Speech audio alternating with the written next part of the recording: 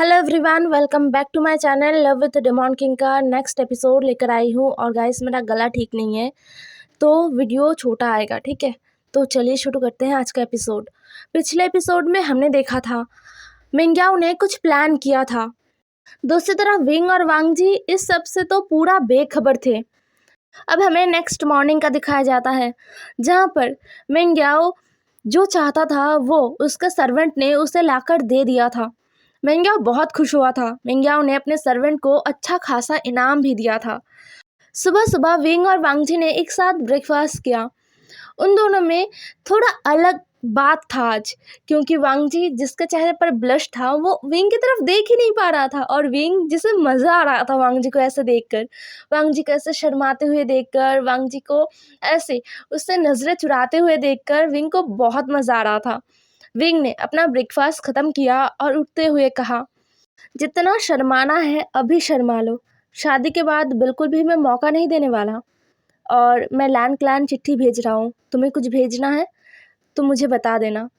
ये कहते हुए विंग वहाँ से चला गया था। वांगजी का फेस और भी ज़्यादा रेड हो गया था। विंग के जाने के बाद ना वांग जी जैसे तैसे कमरे के अंदर आता है और अपने फेस को आईने में देखता है। उसका फेस पूरा रेड हो गया था। वांग जी सोच रहा था उसे हो क्या रहा है, वो ऐसे बच्चों की तरह बिहेव क्यों कर रहा है, उसका फेस इतना रेड क्यों हो रहा है, वो राजकुमार विंग से नज़रें क्यों नहीं मिला पा रहा है। उसे समझ नहीं आ रहा था, उसे इरिटेटिंग फील हो रहा था। वांग जी कुछ और सोच पाता उससे पहले जियांग चंग आ गया था। जियांग चंग कहता है, वांग जी चलो ट्रेनिंग के लिए चलते हैं। वांग जी ने जियांग चंग की तरफ देखा और उसने सोचा, हाँ उसे अभी ट्रेनिंग का ज़रूरत है। वो अगर अभी तलवारबाजी करेगा, अगर अभी कुछ कल्टीवेशन ट्रिक सीखेगा तो उसका ध्यान विंग से हट जाएगा। इसलिए वांग जी जियांग चंग के साथ चला गया था। वांग जी और जियांग चंग ट्रेनिंग कर रहे थे। जियांग चंग वांग जी के स्किल्स को देखकर बहुत ही ज़्यादा हैरान था, बहुत ज़्यादा हैरान था। वांग जी के तलवार आने के बाद ही जियांग चंग को पता चला था कि वांग जी तलवारबाजी में इतना अच्छा है।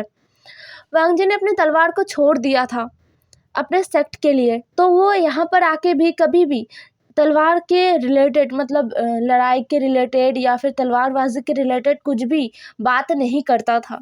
जियांग चंग से भी वो कुछ भी बात नहीं करता था, क्योंकि उसे बुरा लगता था। बट जैसे ही विंग ने उसका बेचैन उसे दिया तो वांग जी ने दिखाया कि वो कितना अच्छा है तलवारबाजी में, वो जियांग चंग से भी अच्छा है। तो अभी जियांग चंग बहुत ही ज़्यादा हैरान हो रहा था। वांग जी के साथ जितना वो समय स्पेंड कर रहा था, जितना वो तलवारबाजी कर रहा था, उतना उसे रियलाइज़ हो रहा था कि वांग जी कितना बड़ा कल्टिवेटर है और वो कितने अच्छी तरीके से तलवार को चला पाता है। जियांग चंग से तो अच्छा ही है वो। अभी हमें विंग को दिखाया जाता है जो अपने मॉर्निंग कोर्ट में था। मॉर्निंग कोर्ट में वो काम कर रहा था। मॉर्निंग कोर्ट में आज मिंग्याओ भी था। मिंग्याओ डेली की तरह जियांग फैमिया के पास बैठा हुआ था, मतलब नीचे बैठा हुआ था। राज सिंहासन ऊपर था, लगभग 6 सीढ़ियाँ ऊपर था और 6 सीढ़ियाँ नीचे से अलग अलग सिंहासन रखा गया था, अलग अलग मंत्रियों के लिए, सभासद के लिए। तो वहीं पर मिंग्याओ बैठा हुआ था। विंग और महाराज जियांग एक साथ ही राज सिंहासन में बैठे हुए थे। विंग जो अपने काम में लगा हुआ था, अपने कुछ ज़रूरी डॉक्यूमेंट्स को देख रहा था और फैसले भी सुना रहा था। जियांग फैमिया जो अपने बेटे के फैसले पर मोहर लगा रहे थे। ऑफिशियली जियांग फैमिया ही अभी राजा है, तो डिसीजंस लेने का और ऑर्डर देने का हक जियांग फैमिया के पास है।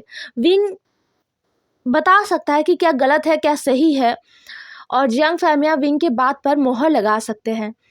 तो जियांग फैमिया वही कर रहे थे। मॉर्निंग कोर्ट खत्म होने के बाद विंग को काम था। जियांग फैमिया ने ही विंग को ये काम सौंपा था कि विंग को लैंड क्लैन में चिट्ठी लिखना चाहिए। विंग खुद लैंड क्लैन वालों को ये खबर दे कि वो लैंड वांगजी से शादी करना चाहता है और लैंड क्लैन को यहाँ पर आने का आमंत्रण भी दे।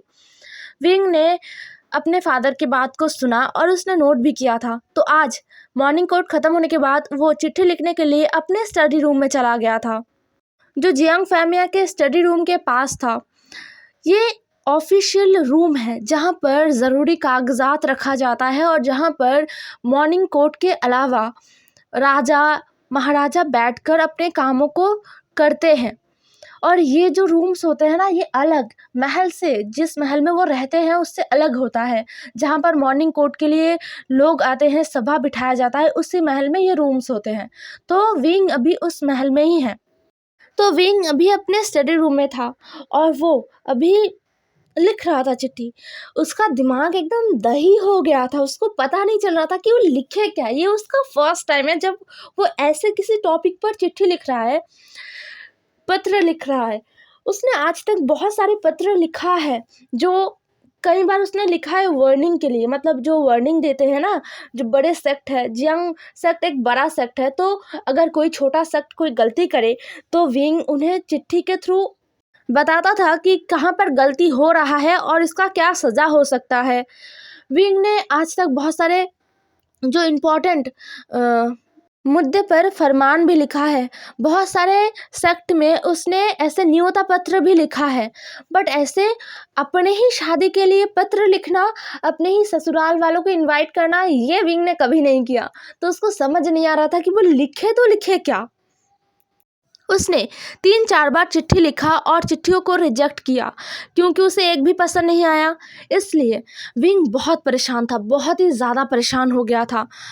अब बहुत देर तक खुद को शांत करने के बाद, बहुत देर तक मेडिटेट करने के बाद जब उसका दिमाग थोड़ा सा क्लियर हुआ, तब वो फिर से लिखना स्टार्ट करता है।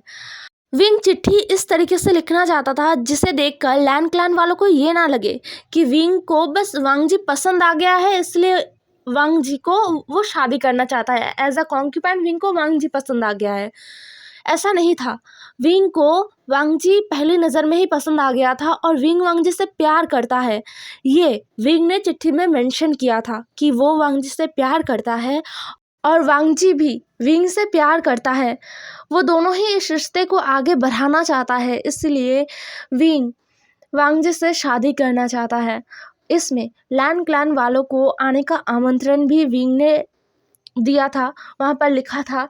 और साथ में विंग ने रिक्वेस्टिंग टोन में कहा था कि लैन क्लैन वाले उन्हें आशीर्वाद करें, वांग जी के परिवार से उनको आशीर्वाद दिया जाए, विंग और वांग जी को। अब विंग का चिट्ठी लिखना ख़त्म हो गया था। इससे बेटर विंग नहीं लिख सकता है। उसने 2-3 बार अपने ही लिखे हुए चिट्ठी को पढ़ा। उसे ठीक ठाक ही लगा, मतलब बहुत ही ज़्यादा इम्प्रेसिव नहीं था और बहुत बुरा नहीं था, उसे ठीक ठाक लगा। तो विंग सोच रहा था कि अब वांग जी अगर कुछ अलग से चिट्ठी भेजना चाहे तो भेज सकता है इसके साथ। तो विंग इंतज़ार कर रहा था वांग जी के आने का। विंग ने कहा था वांग जी को आने के लिए, बट वांग जी नहीं आ रहा था। तभी विंग के स्टडी रूम में नॉक हुआ। वहाँ पर मिंग्याओ था। विंग ने मिंग्याओ को देखा और तुरंत मिंग्याओ को अंदर आने के लिए परमिशन दिया। मिंग्याओ अंदर आते हुए कहता है, क्राउन प्रिंस, आप थके हुए हो। विंग ने स्माइल किया और बोला, नहीं, मैं ठीक हूँ। मिंग्याओ ने कहा, आपको देखकर तो ऐसा नहीं लग रहा। लगता है आपने अभी बहुत ही ज़्यादा हार्ड वर्क किया है। क्या कर रहे थे आप? विंग मिंग्याओ को कहना नहीं चाहता था, क्योंकि ऑब्वियसली मिंग्याओ भी एक कॉन्क्यूबाइन है, शायद उसके दिल में भी कुछ होगा। तो विंग ने कहा, बस कुछ ज़रूरी कागजात देख रहा था और कुछ नहीं। यह सुनकर मिंग्याओ ने सर नोट किया और बोला, अच्छा, तो आप ये शरबत पी लीजिए। ये शरबत आपके लिए मैंने बनाया है और मैंने महाराज के लिए भी बनाया था, मैं उनको भी देकर आया। यह सुनकर विंग ने स्माइल किया और बोला, मिंग्याओ, तुम सच में फादर का बहुत अच्छे से ध्यान रखते हो। ये कहते हुए विंग ने शरबत लिया और उसका एक सिप लिया। मिंग्याओ जो वहीं पर खड़ा था, तभी जियांग फैमिया का एक गार्ड अंदर आया और कहा, कॉन्क्यूपाइन मिंग्याओ, आपको महाराज बुला रहे हैं, कुछ ज़रूरी है। यह सुनकर मिंग्याओ फ्रस्ट्रेटेड हो गया था। मिंग्याओ ने देखा कि विंग धीरे धीरे शरबत को पी रहा है, तो मिंग्याओ ने कहा, हाँ, मैं जा रहा हूँ। ये कहते हुए मिंग्याओ वहाँ से निकल गया। मिंग्याओ सोच रहा था, क्राउन प्रिंस शरबत को पी रहे हैं, इसका मतलब कुछ ही देर में शरबत का असर दिखना शुरू हो जाएगा, तो मैं जल्दी जल्दी अपना काम ख़त्म करके वापस आता हूँ। मुझे जल्दी अपना काम ख़त्म करना होगा। ये कहते हुए मिंग्याओ जल्दी जल्दी महाराज के पास गया। महाराज जियांग फैमिया भी एक कागजात को लेकर बहुत ही टेंस थे, जो उन्हें नहीं मिल रहा था, वो ज़रूरी है। इसलिए उन्होंने कहा, कॉन्क्यूपाइन मिंग्याओ, मैंने तुम्हें जो कागजात दिया था परसों संभाल के रखने के लिए, वो कहाँ पर है? मिंग्याओ जो सोच में पड़ गया था। हाँ, उसे दिया तो गया था, लेकिन वो कहाँ पर है? मिंगाओ को समझ नहीं आ रहा था। इतना सब कुछ हुआ ना कि उसके दिमाग से ये बात निकल ही गया था। वो सोच रहा था कि कहाँ पर होगा, कहाँ पर होगा। वो हड़बड़ा गया था। उसने कहा महाराज, मैं ढूंढ कर देता हूँ। महाराज जियांग फैमिया थोड़ा गुस्सा करते हुए कहते हैं, मिंगाओ, मैं तुमसे ये उम्मीद नहीं कर रहा था। तुम्हें चीज़ों को संभाल के रखना चाहिए था। अगर मैं तुम्हें कुछ देता हूँ तो वो ज़रूरी होंगे। तो मिंगाओ तुरंत अपना सर झुकाते हुए कहता है, माफ़ कीजिए महाराज, मैं अभी ढूंढ कर देता हूँ। ये कहते हुए मिंगाओ ढूंढने लगा। मिंगाओ उसी जियांग फैमिया के स्टडी रूम में ही रखा था, लेकिन कहाँ रखा था उसे याद नहीं। दूसरी तरफ वांग जी जो ट्रेनिंग करके थक चुका था, जियांग चैंग अपने नेक्स्ट क्लास के लिए चला गया था और वांग जी अपने महल आ गया था, मतलब विंग के महल आ गया था। आने के बाद वो फर्स्ट फ्रेश होता है क्योंकि वो पूरे पसीने से भीगा हुआ था। अब तक वो तलवारबाजी कर रहा था, इसलिए वो पूरी तरीके से पसीने से भीगा हुआ था। वो फ्रेश होके कमरे के अंदर आया और शांति से अपने बालों को ड्राई करने लगा। जैसे जैसे वांग जी अपने बालों को ड्राई कर रहा था ना, वैसे वैसे उसे आईने में विंग का परछाई देखने लग गया था। वो सोच रहा था, अभी तक मैं ट्रेनिंग कर रहा था, तलवारबाजी कर रहा था, तो राजकुमार का चेहरा और राजकुमार का ख्याल दोनों ही मेरे दिमाग से दूर था। लेकिन जब अब मैं अकेला हूँ और मैं अपने कामों में बिजी हूँ, तो मुझे उनका चेहरा, उनके कहे गए हर एक बात, उनका शब्द, उनका स्माइल, टीज करना, सब कुछ याद आ रहा है। मैं क्या करूँ? अगर ऐसा ही चलता रहा तो एक दिन तो मैं उनके ख्यालों में पागल ही हो जाऊंगा। ये कहते हुए वांग जी अपने चेहरे पर अपने हाथों से टैप टैप कर रहा था क्योंकि उसका चिक्स फिर से रेड हो रहा था। वांग जी अपने ही ख्यालों में खोया हुआ था। वो अपने ही ख्यालों में इमेजिन कर रहा था कि विंग उसके पीछे खड़ा है और विंग को वो आईने में देख पा रहा है। तो वो विंग से बात करने लगा। वो कहता है, क्राउन प्रिंस, आपको पता है आप बहुत ज़्यादा बुरे हो। आप ऐसे कैसे कर सकते हो मेरे साथ? मेरे ख्यालों में ऐसे आना बंद कीजिए, वरना मैं पागल हो जाऊंगा। ये कितना एम्बैरेसिंग है। आप मुझे हमेशा टीज करते रहते हो। वांग जी अपने ही ख्यालों में था और वो ये सारी बातें विंग से कर रहा था। वो विंग से बातें कर रहा था जबकि विंग वहाँ पर था ही नहीं। वांग जी को पता है कि विंग वहाँ पर नहीं है। वो बस विंग को इमेजिन कर रहा है और विंग को देख रहा है। बट कब उसकी इमेजिनेशन से निकल के विंग सच में वहाँ पर आ गया था, वांग जी को आइडिया ही नहीं था। विंग वांग जी के पीछे खड़ा था और वांग जी की बातों को सुन रहा था। वांग जी कहता है, आप बहुत ज़्यादा शेमलेस हो और बहुत ज़्यादा चालाक भी। आपको पता है आप एक चालाक भेड़िया हो। आपको क्या लगता है आप कभी भी मुझे ऐसे परेशान कर सकते हो?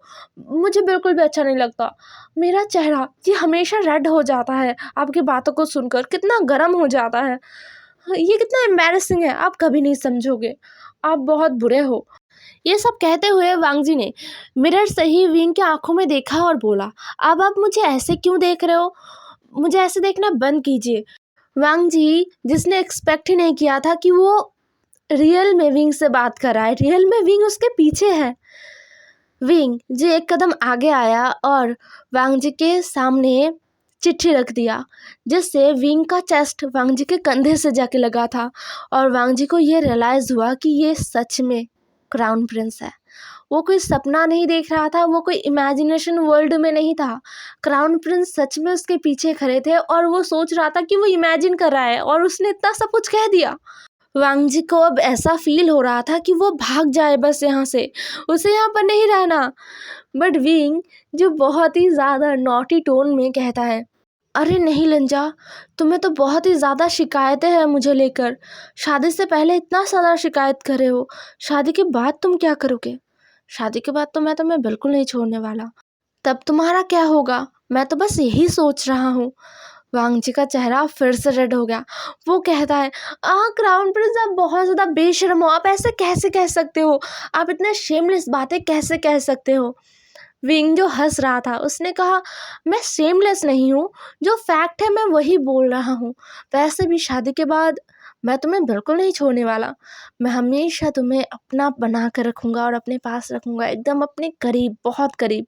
ये कहते हुए विंग वांग जी को अपने करीब खींच रहा था, अपने बाहों में खींच रहा था। वांग जी जिसका गला एकदम सूख गया था, वो विंग के एकदम बाहों में था और उसे महसूस हो रहा था कि उसका पूरा शरीर लकड़ी का बन गया है। उसका गला इतना ज़्यादा सूख गया था कि वो खांस रहा था, उसे खांसी हो रहा था। विंग ने तुरंत वांग जी के पीठ को सहलाया और वांग जी के हाथ में एक जूस का ग्लास दिया। वांग जी ने उस जूस को देखा और पी लिया, एक बारी में पी लिया। विंग ने कहा, अब अच्छा लग रहा है? वांग जी ने अपना सर हाँ में हिलाया। विंग ने सोचा कि वांग जी को थोड़ा टीस किया जाए। विंग ने कहा, अरे नहीं लंजा, देखो तो तुमने सारा जूस खत्म कर दिया। ये कॉन्क्यूपाइन मिंग्याओ ने मेरे लिए कितने प्यार से बनाया था। वांग जी ने यह सुना और वांग जी का चेहरा एकदम गुस्से से भर गया था। वांग जी ने कहा, सच में? तो फिर आपने मुझे दिया क्यों? मुझे तो पता ही नहीं था, अगर पता होता तो मैं नहीं पीता। ये कहते हुए वांग जी ने अपना मुंह फुला लिया था। विंग ने वांग जी के फूले हुए फेस को पकड़ा और बोला, अरे अरे इतना गुस्सा। वांग जी ने फिर से अपना मुंह फुला लिया। विंग ने कहा, अच्छा ठीक है, गुस्सा बाद में करना, पहले तुमने चिट्ठी लिखा? मैंने कहा था ना, आज मैं लैन क्लैन चिट्ठी भेजने वाला हूँ। तुम्हें कुछ भेजना है? वांग जी ने तुरंत अपने सर पर हाथ रख दिया और बोला, मैं तो भूल ही गया था। विंग ने कहा, कोई बात नहीं, तुम अभी लिखो, फिर मैं भेज दूंगा चिट्ठी। वांग जी जो चिट्ठी लिखने बैठ गया था तुरंत। हे एवरीवन, आज का एपिसोड यहीं पर ख़त्म होता है। नेक्स्ट एपिसोड में देखते हैं कि आगे क्या होगा। बाय बाय, कल मिलेंगे।